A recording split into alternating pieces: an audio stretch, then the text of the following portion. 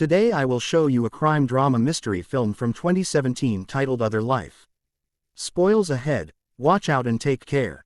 Music like a heartbeat can be heard along with a close-up image of a woman's blue eye. Blackness creeps inwards towards the center and disappears. A kaleidoscopic, blue and green image settles into that of a bridge on the ocean. Rena Marie and Jared Marie sit on the beach in black wetsuits. Rena asked Jared if he wants to go back into the water. He declines and asks if she is going to stay there forever, but gives in after Red tempts him with the goggles and flippers. They both swim through the clear water.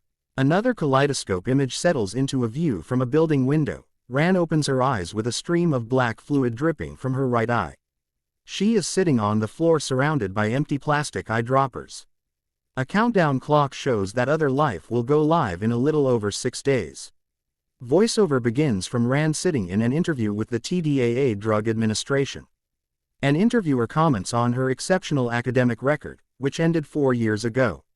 Ren responds that it was due to an accident where her brother nearly drowned. The interviewer offers her condolences, but Ren clarifies that her brother had survived the incident. They discuss Other Life as a difficult to classify technology. Rain describes it not as a drug, but as a biological software that allows one to program new memories indistinguishable from reality on a chemical level. Ren visits her brother in the hospital. He is in a coma. She sets up a laptop and headband device to read his brain waves before she uses another eyedropper to drip the black fluid into his eye. Then Ren is on the train where she declines a call from her dad Robert before arriving at a busy workspace. A county worker Byron tells her to clear the approvals in her queue. Back in her other life, Ren jumps out of a plane and parachutes to the ground before she wakes up in a testing room with Byron. A cut back to the interview reveals that Ren's father has been vocal about the potential dangers of prolonged exposure to her technology.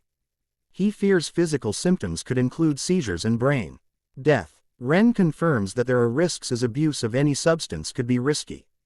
Ren describes her technology in a voiceover as she tests a hiking experience. She describes it as a script that the brain follows like it with any other memory, using pieces of the subconscious to create a perfect day. But she also says that there is no chance of it lasting any longer than that.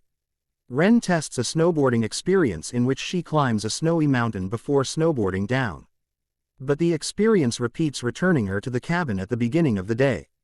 She finds herself stuck as the setting warps and changes around her until Byron manages to get her out. By the time he does that, she had already gone through 6 days inside the experience. She insists she can fix the code and that they can still use it, because the snowboarding experience was going to be a big seller. At a sales meeting, Sam, the co-founder of Other Life alongside Rand, presents the idea of Other Life to potential buyers. He talks about it as Bible-free time in which one can experience full adventures before work or on their lunch break. Sam explains how Other Life was more than a simulation and could add years' worth of experiences to someone's life. He finishes the presentation by asking the clients what they would like to do with their other life. When Ren arrives, Sam introduces her as his county founder and asks her to explain some of the science behind the technology.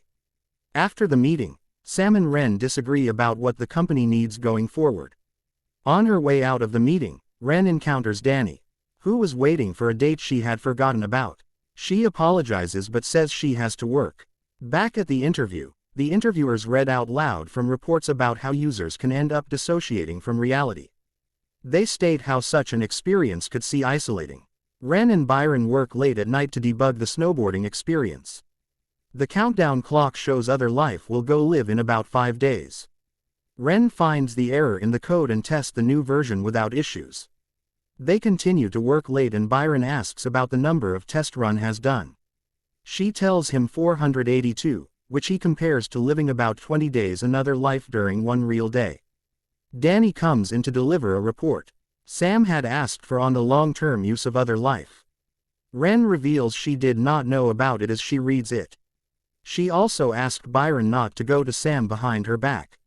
Byron thinks that the recursive glitch that they've been getting could be the key to longer simulations. He and Danny decided to go out for drinks, but Ren stays behind to keep working. She runs the swimming simulation with her brother again and is again surrounded by the empty droppers from her tests. She records the result of her 340th test and states that it still needs more testing. The interviewers discuss medical applications of other life for brain and memory disorders along with the potential moral issues, considering that it puts ideas into people's heads. Ren insists she has no other applications in mind. Ren returns to her brother's bedside to try other life on him again. His eye twitches and she feels hopeful.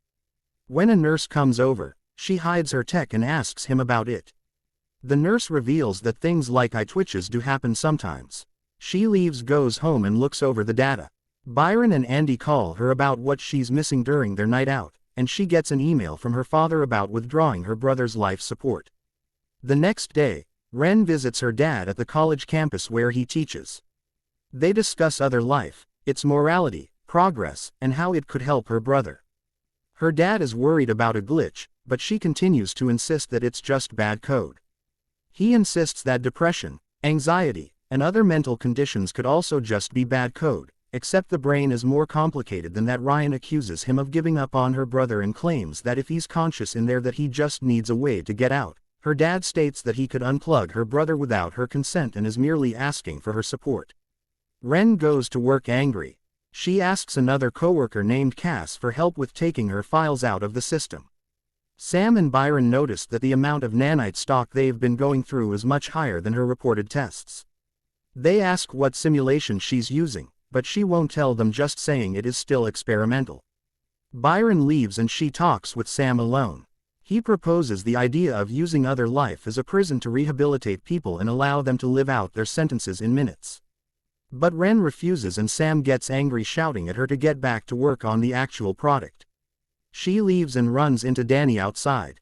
He tries to find out what's wrong, but she doesn't want to talk about it.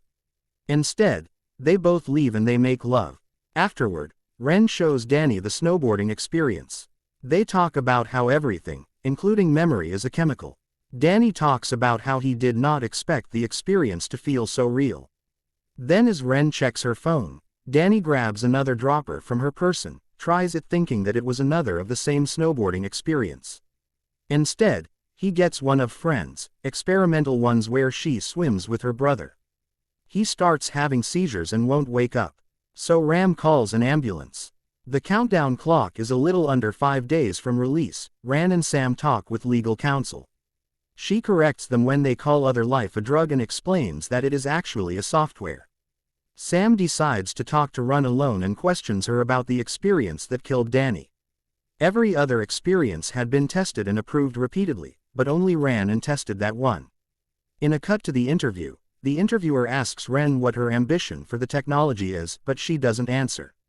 In order to handle the situation without sending Ren to jail, Sam arranges for a deal where rather than having charges pressed against them, Ren would agree to be a trial patient to a 1-year confinement another life. Sam pressures her to do it to keep the company alive, but she doesn't want to. She realizes that Sam had still been planning to use the confinement application of the tech behind her back. Sam insists that a minute of her life is better than the alternative, considering she killed someone with an untested sample. She agrees. Ren, Sam, Byron, and several officials go to the testing room. The 365-day trial is much longer than the usual 24-hour simulation. So Ren nervously questions Byron to make sure that everything has been checked out. Once Byron puts her under, she finds herself in a small room where one wall is a screen with the large numbers, 001. She can hear the electronic buzzing from the digital number. The room has a sleeping mat, a toilet, a tablet and pen, and a hatch for food, water, and toiletries. She exercises, eats, and keeps notes on her tablet about how to improve the space. Only to remember that no one else would be able to read those notes. When the cell resets for the day, the light turns red and the number changes to show 002. She remembers Danny seizing and bangs her head on the wall. Ren hums and reaches her fingers between the grate on the floor to distract herself on the 3rd day.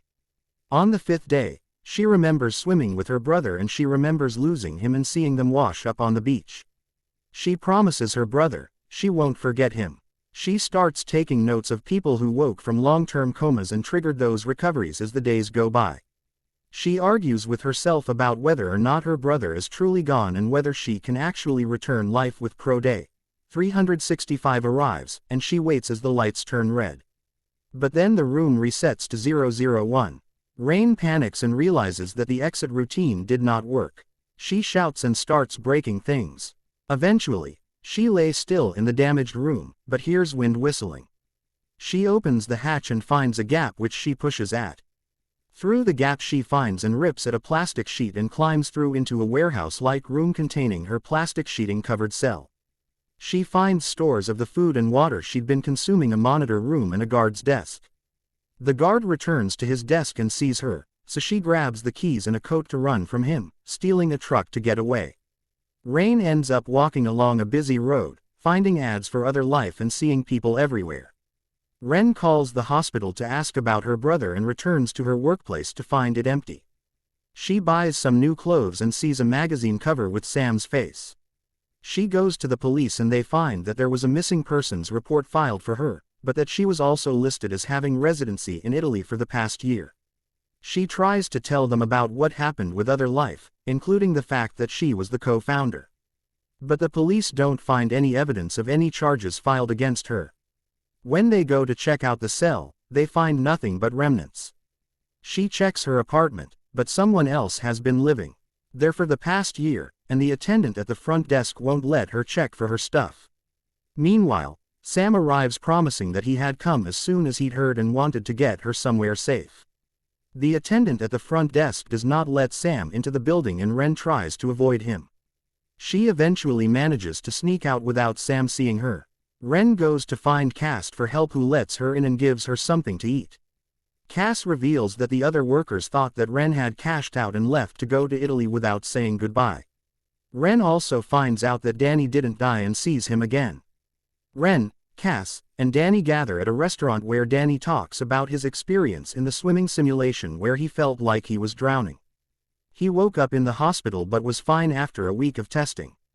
The launch of Other Life also went well, confinement being a backbone of the company with proposals for some sentences to last decades or even centuries. Ren decides that she wants to get to the bottom of what happened. Danny tries to encourage her to run or tell the media. Ren reveals that she registered her dad's patent, which he refused to use with hope of helping her brother. But that patent had now been stolen by Sam. Using cases, Batch, Ran and Danny sneak into the Other Life building to look for Ren's data. They find Byron's office and Danny holds him back, so Ren can use his terminal.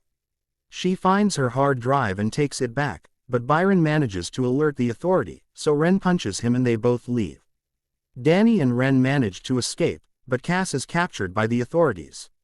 Ren explains that they will need another Life printer while they drive away, but since the Other Life building has most of them, they leave the city to get to the one at Robert's house. When they arrive, they find the house empty, so Ren gets to work. She wakes up the next morning at the desk and Danny take a moment to take in the location as they have breakfast. Ren apologizes to him, he's forgiven her and they make love. The image of her eye from the beginning of the movie appears, and she wakes to the sound of her dad coming home.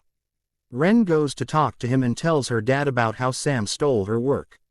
She also realizes that her dad was the one who filed the missing persons report. Returning to the printer, Ran explains her swimming simulation. She says that when Danny took it, it gave him the experience of being underwater, and he drowned. Subconsciously choosing that option for how the simulation would go. Ren's intent when designing the experience was to create multiple branches to give Jared a choice and an option where he could get out alive and thus wake up. Her version of Other Life was one with the option to rewrite memories, which was dangerous and drug-like. She also expressed worry that the company would eventually refine it to that same point. Robert says he'll call the TDA to raise a safety challenge, which will tie Sam up for a while in a review and give them time to finish it.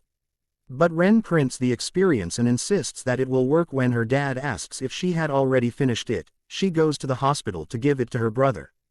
After a few moments, he wakes up and Ren is happy, but then he begins to seize uncontrollably.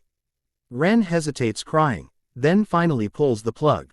She stays by his side at the hospital into the night until Sam approaches her.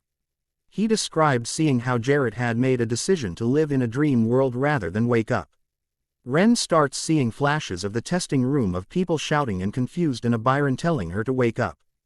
The hospital disappears and she returns to the beach yet again alone and realizes that she's still in her other life.